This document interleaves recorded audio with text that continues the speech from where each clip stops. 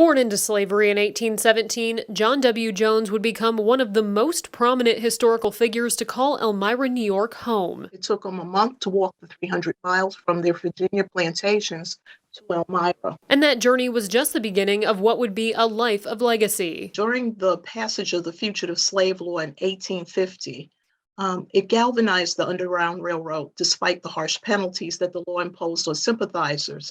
Elmira was the last published station between Philadelphia and Canada, which couldn't have been accomplished without John Jones and the help of his wife, Rachel Swales, taking in groups of 6, 10, and sometimes even 30 fugitives at a time. He developed and maintained relationships with railroad personnel for the safe escape of the fugitives. Jones directed over 800 fugitives to Canada, none of which were captured or returned to the South. Around that time, he also worked as a sexton of the Woodlawn Cemetery, where Confederate soldiers were buried. He kept meticulous records of each burial, and of the 2,973 burials, only 7 were listed as unknown.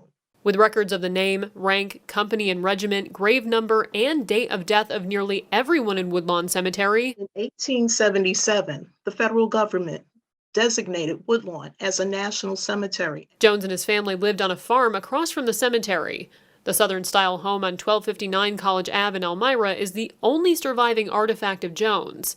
And over the years, it changed ownership several times and was last used as a rental property that fell into disrepair and was scheduled for demolition. When a woman by the name of Lucy Brown heard about what was in store for Jones's home, she began protesting its destruction by sitting in front of the building.